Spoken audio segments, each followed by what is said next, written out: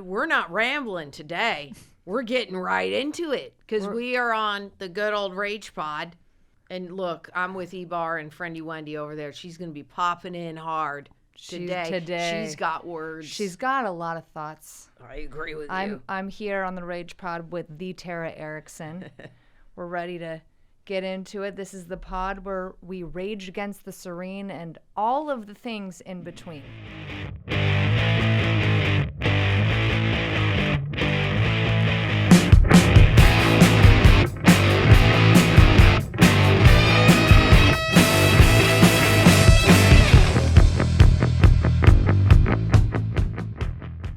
Speaking of the unserene, we're talking about how there's a new call to action about how men are feeling left out.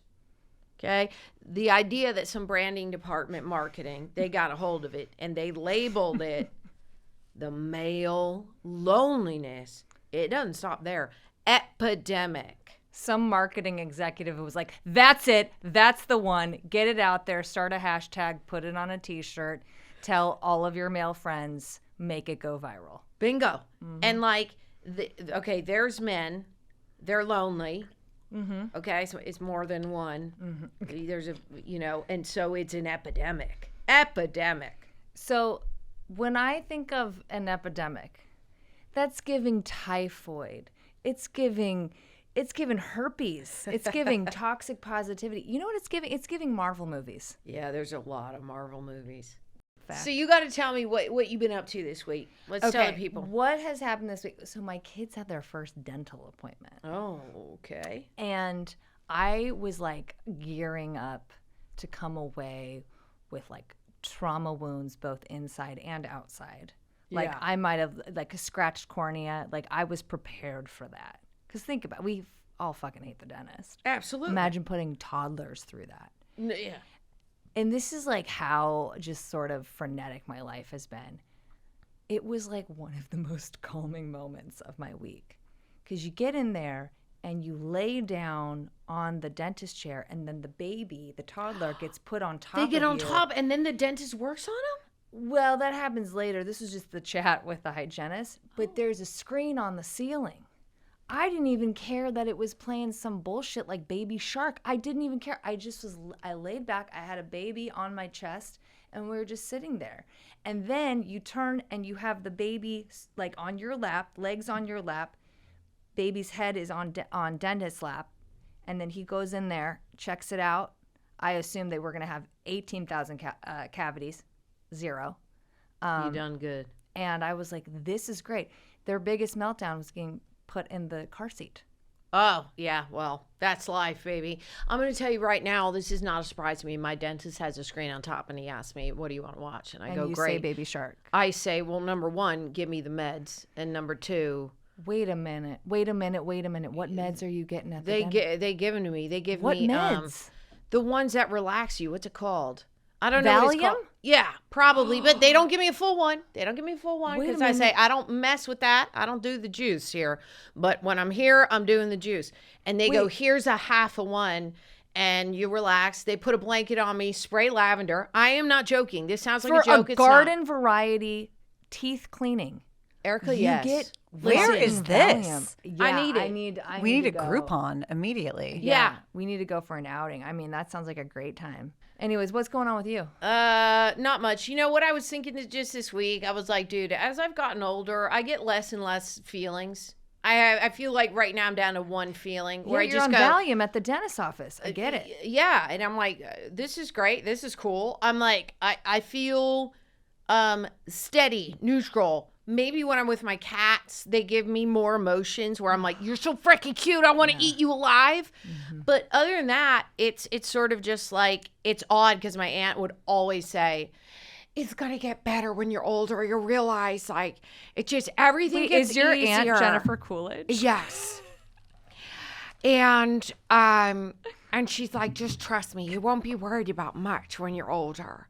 It just all goes away and you're more peaceful. And now I'm like, oh, God, she's probably right. You get down to minimal feelings. So that's what I've been going through. But also, I'm going to tell you right now, I got a cunt of the week. Okay? I'm very excited for She's this. a savage Very excited for this. queen. Hell yeah. So you got to Hell stick yeah. around for I it. want you guys, my queens to be savage. Thank you for that.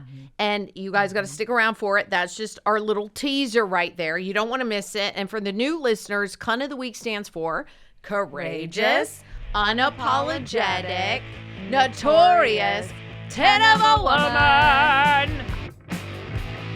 Next, we are going to dive in to today's main convo, the male loneliness epidemic.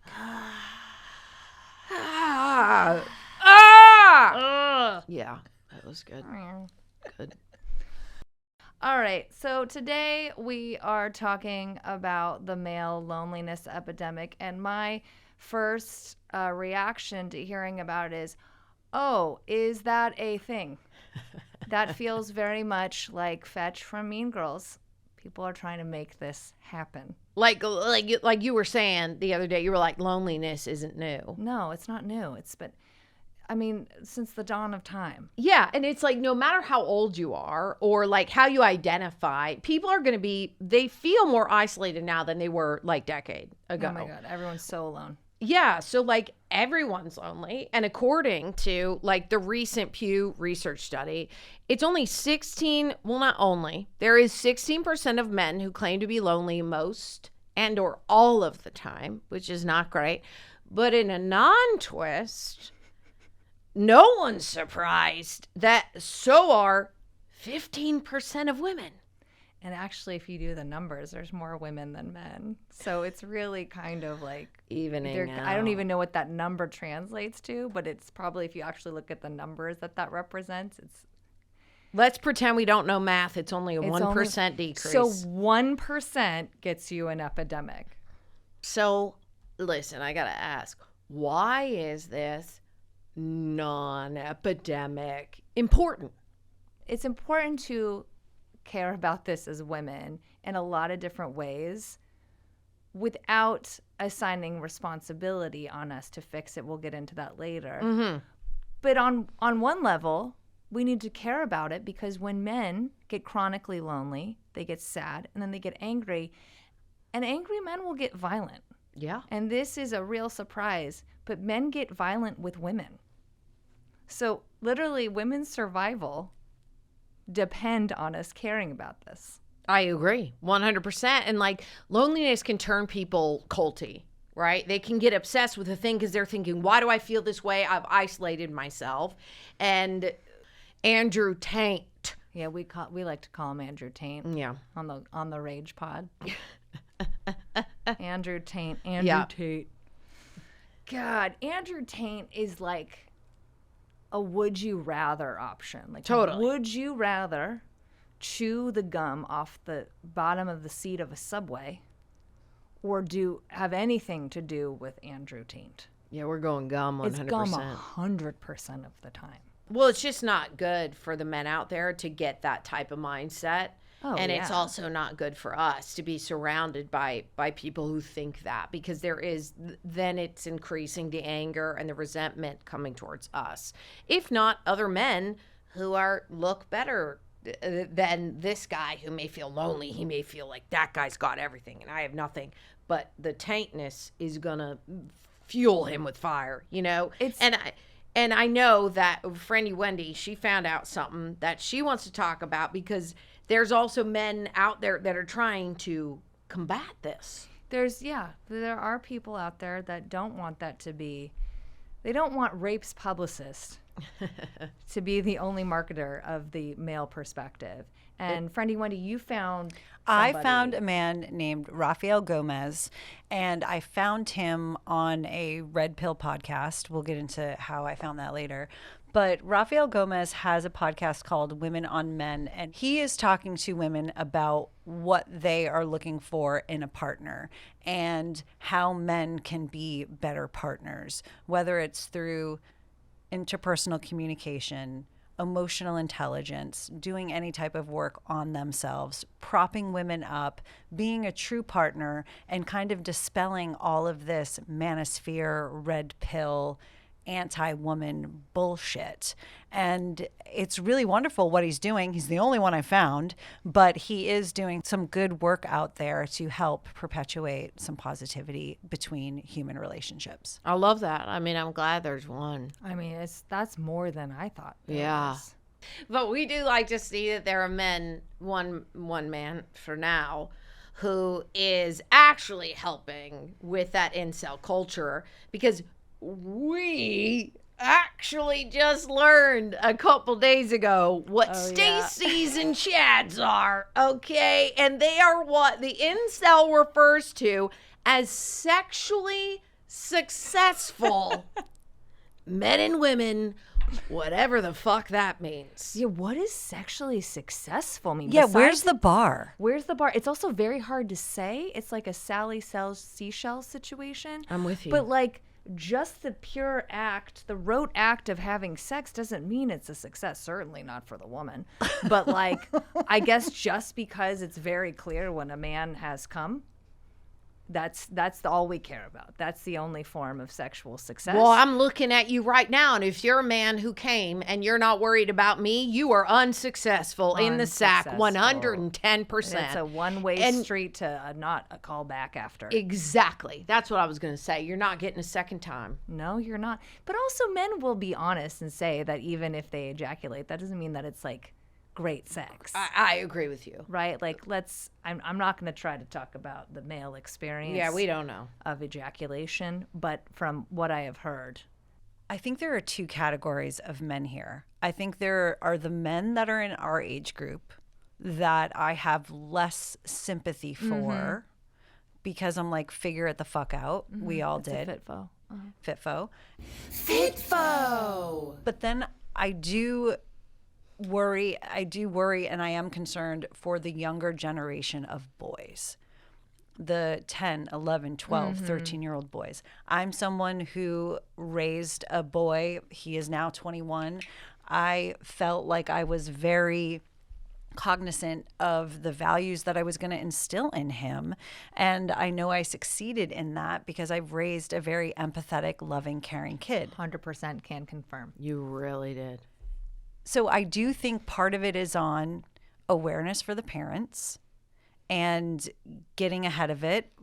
I wish that we cared about education in this country, because I wish that when you talk about the common denominator amongst school shooters is them being bullied. Right. So can we stop fucking bullying? And how do we stop that? Do we stop? Is it human nature that we can't stop?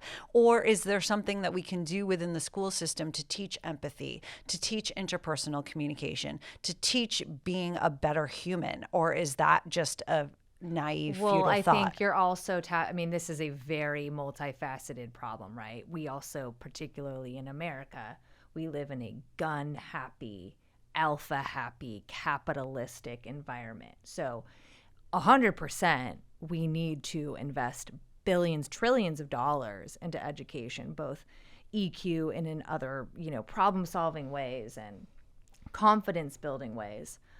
And I also think, just going back, like, bullying is a part of human nature, of our human experience. And I think because I was bullied a lot, I remember just not wanting to go to school in sixth grade. And then, like, the teachers would try to help me out and have a meeting with the other kids, and you're embarrassed and you're like, these kids are going to lie right in front of this teacher's face, because they're like, we don't want to get in trouble, and the feeling of feeling isolated, like nobody likes you. The thing is when you are a teenager or you're in middle school, that's just where your brain goes. We can't really fix that. That's just how we were born, and what the human experience is that if you're in middle school or you're a teenager or even in your 20s, you are going to be fighting your brain by thinking they all hate me. Nobody likes me. I don't know how to fix it. I'm just going to go away. And the hardest part is to actually convince people that that's really not the case. Most people are overly concerned about themselves and not 100%. necessarily you. And if they are coming after you, it's a thing. It's a peer pressure. Bullying is like peer pressure. If a crowd gets on you, tells you no good, they're all going to jump on it and laugh about it so that they feel cool. I just think, I don't think we can get rid of bullying. I do. I always say it on, the Real Rejects or wherever I'm at. If people ask me about it, is that, bullying made me who I am today. And I always say, if you were bullied, you turned out probably better as an adult, because you know what I'm not going to do is ever bully people. Ever. Yeah. I mean, I think the problem is though, then we have like what we're talking about with the manosphere. And when you look at mass shooters that like, let's just call it out. I mean, how many? We can count on half of a hand, the ones that are women. Yeah, not that's a lot. who young men are looking at and saying like, oh, not only do I feel this shitty and I feel this lonely and I feel this isolated, but like, hey, that guy did something about it. Makes it a lot less scary. The barrier to thinking of doing something like that Totally. becomes a lot more accessible. It's the same thing with suicide. And we know that suicide rates among men are 4 times as high as women. And like, honestly, some of this is, sorry guys, but this is like, you have a loneliness epidemic. This is because equality feels like oppression when you've been privileged. Do you think that women haven't been lonely? Do you think they haven't felt left out? It's been like 5 minutes that women have gotten, a little bit ahead in home ownership, a little bit ahead in, graduation rates. Us saying this doesn't mean that we are diminishing the feeling of loneliness. That is a human condition. I think that there is a problem in stressing that this is so uniquely male. This is a human problem. Now, our friend Wendy, one of her hobbies is actually rage baiting. Okay. She revealed this the other night. Yeah, because we were talking about it in one of our meetings, where me and Erica, we drink our champagne, she smokes weed. So let's hand it off to her and tell her what this is. Tell us about your rage baiting. It's something that I'm rage baiting myself. Let's be clear. I'm not rage baiting other people. My algorithm kicked me these red pill podcast guys. I'm not going to say their name. I'm not even going to say the name of the podcast because I do not want to give them any airspace. But that is how I found Rafael Gomez. And I'm just in such awe of what these guys are spewing. Their hatred of women is astonishing, but it's also fucking terrifying. Yeah. And they're guys that are our age. Yeah. So you're just like, what? So much so to the point where I almost want to call bullshit and say these guys are so full of shit. They're doing the rage baiting to pull in the guys that are lonely, that are incels, prey on their insecurities. Because I can't even imagine that they're believing what they're preaching, but maybe that's me being naive. And again, I don't want to say their names. I don't want to even point you to them, but some of the stuff they said was just so fucking outrageous. And I find myself looking for it on TikTok sometimes because I want to see the people like Raphael that take these guys to task and that fight these guys. And it's satisfying in that way, kind of like it's satisfying when you see Chris Hansen get the pedophile. To catch a predator. To catch a predator. It's like, watching the scammer get the scammer. Like, it feels good to see them be owned in such a way, but I'm also watching it like a train wreck because I cannot believe it's fucking real. I don't, on your point about you feeling naive, I actually think that's not naive because I bet there are a lot of these guys that they're like, yeah, I don't totally believe that, but I'm going to completely capitalize and make a bunch of money off of vulnerable men's insecurity. Some of these guys are just like, oh, like I even think Alex Jones, who's a complete piece of hot garbage, like doesn't actually think to the fullest extent what he's doing, but he's literally making money off of dead children. Yeah, I mean the influencers, they preach alpha, but they're going for insecure men. There's a huge difference there, a big gap. He wouldn't be friends with those people. That's the interesting part. But what he's doing is he's monetizing off of capitalizing them. Off of well, it's funny that you say that because one of the things I thought when I was listening to these two guys, I was just like, who are their friends? Like, who are they hanging out with? What are their relationships like with one of the guys is married. And I was like, what is that all about? Like, what are their interpersonal relationships? Because they seem so hateful that they're not doing anything to help. You know, to your point, okay, they're tapping into this audience of young men, but what are you doing to make it better? What are you doing to help? They don't care. No, they don't care. They don't care. This is about making money and also making their ego feel really great. That's like really, I mean, that's why I'm like, it's not naive. It's actually reality. It's a little cynical. And I mean, I just think it is the truth of it. And it's dangerous. It's dangerous because insecure, vulnerable men looking for guidance that are turning to it are believing it at complete face value. And then that turns into destructive behavior to themselves and to people around them, including women that are vulnerable to violent men like that. Yeah, it's like a mantra, you know, when you have a kid and you want to write, like, you want to tell them every day that they're beautiful, they're smart, they're funny. They learn those things and they do carry them throughout their life when you're told that every single day. And now if you're rage baiting and you're listening to that guy, he has a new video every day, your mindset is absolutely going to flip to that. And that's honestly why we're here, because we want to talk about basically what men can do, not because it's our responsibility, which we will tag on later, but because we are actually legitimately interested in progress. We do actually want to see men succeed and like be happy. Because we love men, we date men.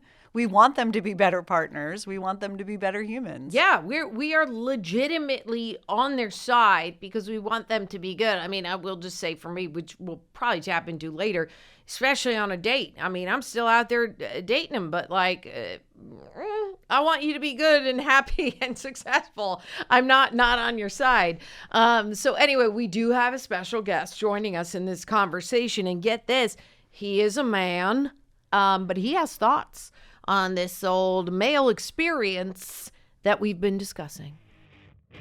This week on the Rage Hotline, we're joined by one of the 5 men we know.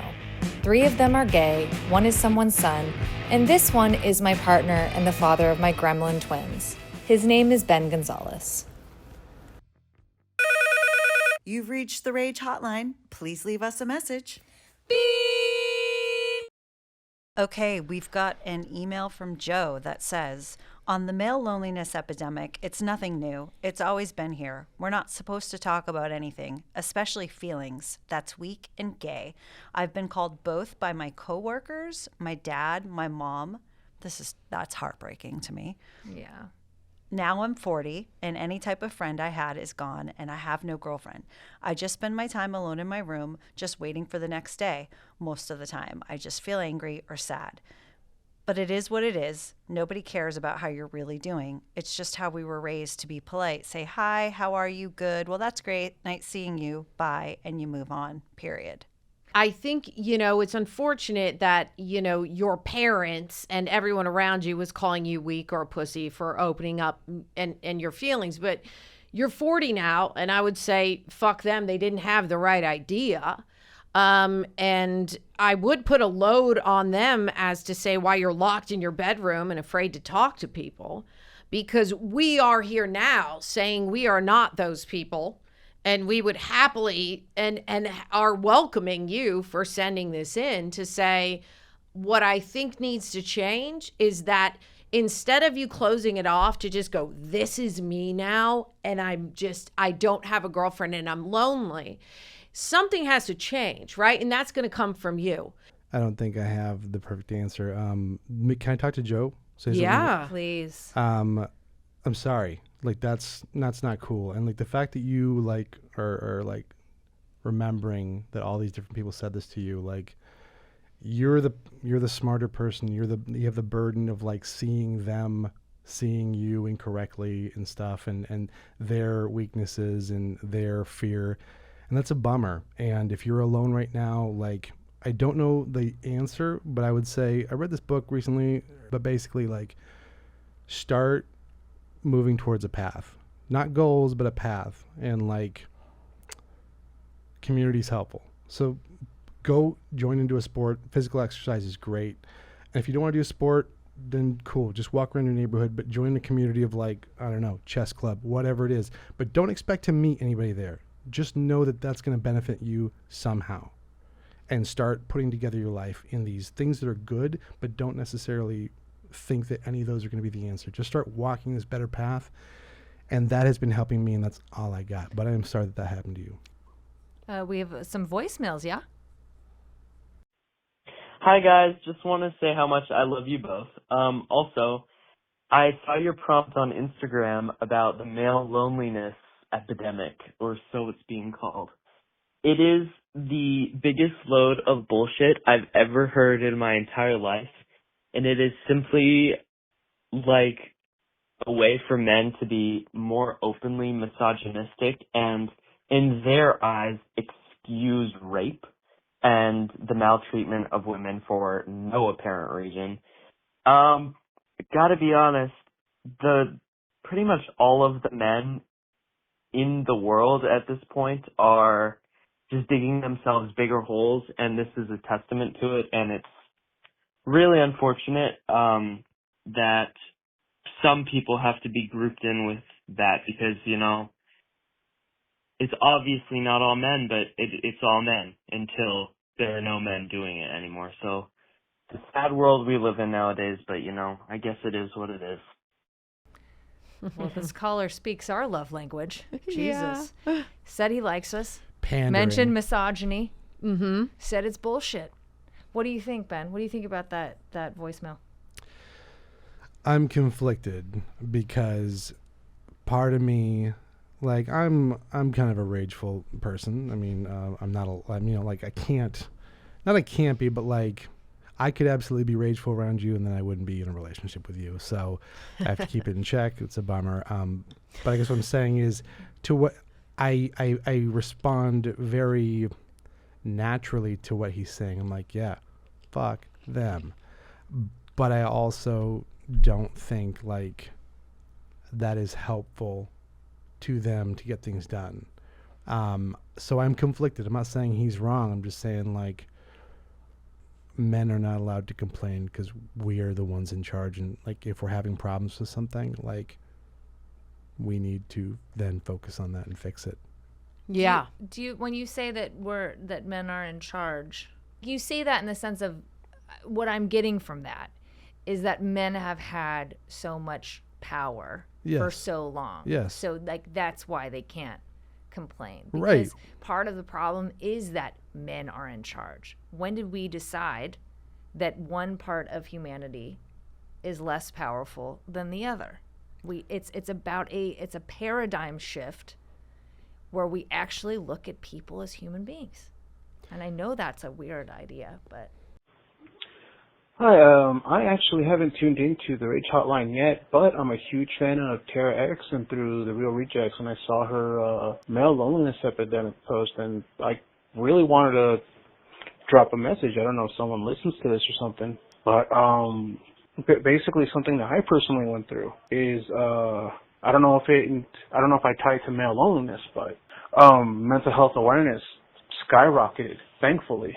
What happened to me is I was encouraged to open up. And when I finally did, I was laughed at for it, despite being asked to do so. I was asked about like my dreams, and it got to a point where I even wanted to shed a tear because finally I was opening up. And this is a family member I was opening up to, by the way.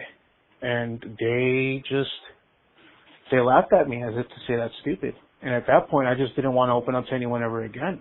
So something I think that affects people is that we finally reach a point where we're encouraged to open up, and we do so, and we're ridiculed, and so now we don't want to reach out to anyone again because we finally let ourselves be vulnerable. And once we lay that out for others and it gets stepped on, we just don't want to do it again. So a lot of us we just hold ourselves up somewhere instead and just unfortunately swallow it all down. And I think that's something that leads to male loneliness. And those feelings just get squashed. And now we were invalidated, and now we're scared to go through it again. And so, yeah, that's just the take I wanted to drop. Thank you for allowing me to voice that on the hotline, and I'll be tuning into the next show. Thank you. Oh, I just want to say, like, I really love that voicemail. Like, you being open enough to share that with us, that vulnerable side that happened that you may be embarrassed about or feel weird about. What I would just say is that, you know, you've got to find your people and don't allow that one stupid, apathetic, unemotional person ruin you and make you hole away for the next 30 years because they don't know anything about emotions or being empathetic or talking to someone. Or I think something that you have touched upon, and thank you so much for calling in, part of the human experience is rejection. And I know it's really hard to get back up after you've been rejected. I know it is, but that's just part of life. So unfortunately, part of that evolution is feeling that pain, knowing like, hey, I got shut out, but I'm going to keep fighting, and you will just become stronger, and you will find better people in your life for it. Wendy, did you have a thought? I do. I am very grateful that he was vulnerable enough to say all that, and it breaks my heart to know that he had that experience. But we are the Rage Pod, and this is where I get a little bit of rage, especially with a grown man. I feel different to the young boys that are trying to find their way and having a hard time. But for someone who's a great grown man, okay, well, you got to pick yourself back up. You got to keep trying. If I shut my heart down every time I got it broken, I would be locked away in a closet for the rest of my days. You have got to persevere. You can't just try it once and, oh, I got shut down. You have to keep going. And there are other things that you can do, whether it's mental health, trying to make friends elsewhere, find your community. But for a grown man now to make this complaint, it fills me with so much rage because this system was built for you, by you. Fucking figure it out. I mean, can you imagine if women just gave up the first time they were silenced or interrupted or shut up? We'd never hear from us again. Like they would just by like 4 years old, and then you'd never hear from women again. We would have died off. Yeah, but we're not coming at you specifically for that. I mean, ideally, what I think you want to take away from this is that there is more than that one person. Don't let that define your experience. We are here for you and glad you reached out.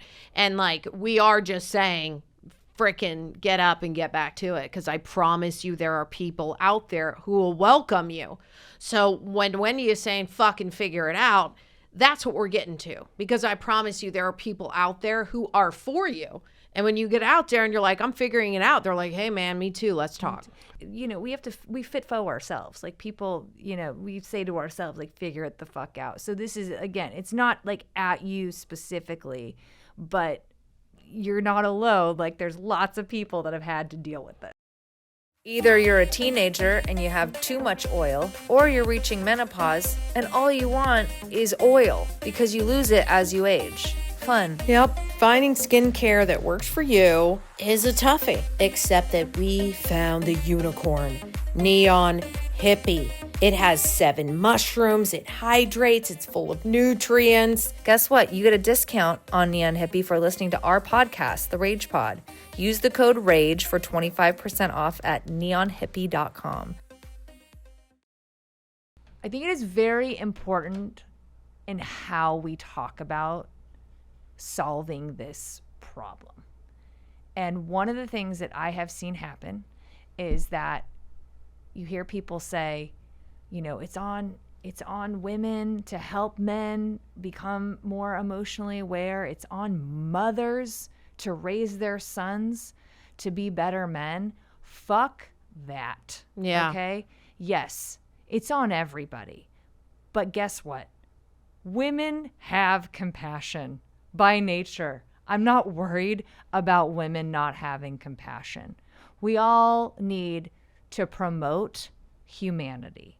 And the moms, like the quote unquote moms that either A, got Trump elected or are, you know, contributing to this incel culture, guess what? They're just part of patriarchy. That they are a victim of patriarchy. It's not excusing their behavior, but to put all of the blame on them is just furthering the problem. Yeah, I'm with you on that. I mean, it's like we're just dispelling the myth that it's not our responsibility to fix it. In by saying that it's like the moms or the wives or the girlfriends responsibility, that really just creates a larger issue, and it's not actually tapping into what can actually make us progress and make it better. I mean, do you think that when a woman, like when a girl is born, when she comes out into the world, that she's like, yes, please take away all of my rights and I am here to serve the men around me?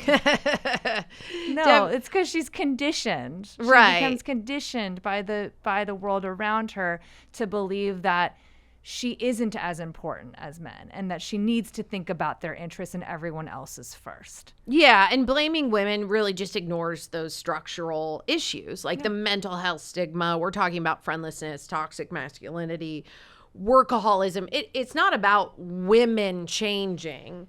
It's really about the men not being taught how to really operate and have the right tools to sort of get through life and be a vulnerable guy and not let your one weird family member from the 1920s say you're a pussy and let it affect you for the rest of your life, because we are here to say fuck them and we're honestly here for you.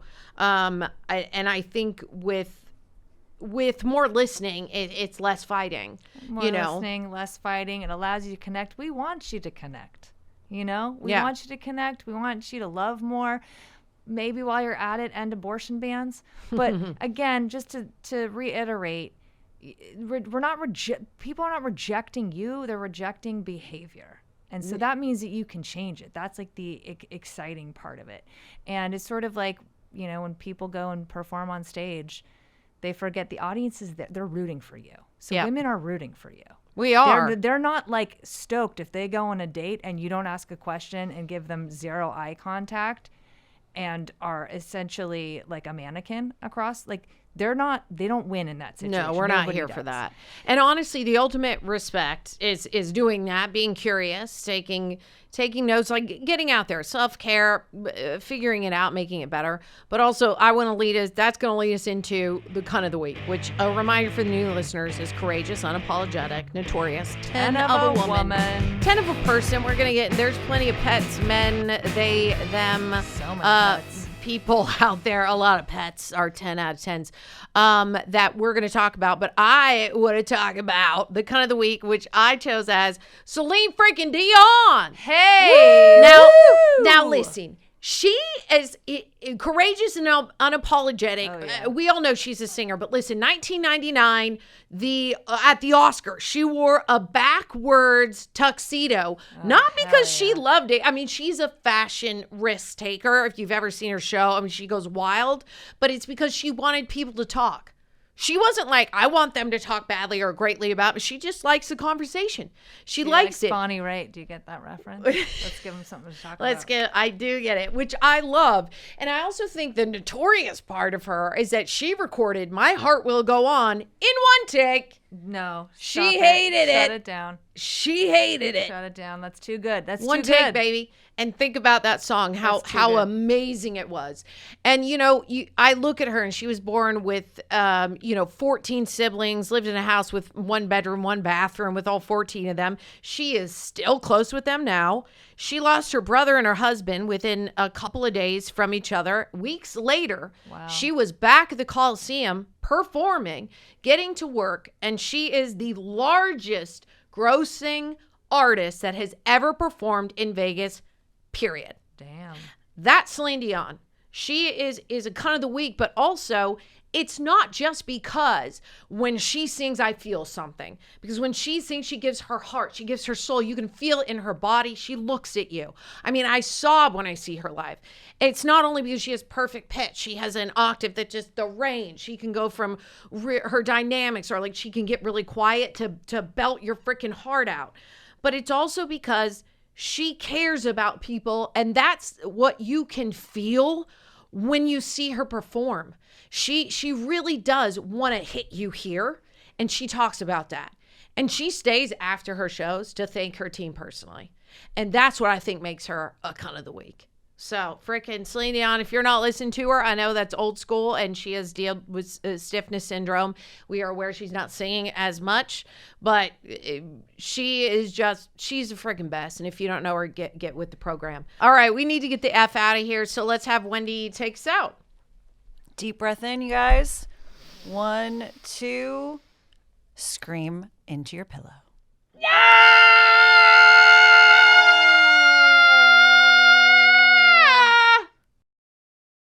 Chad feels like whitewashing Don Juan's. Oh, okay.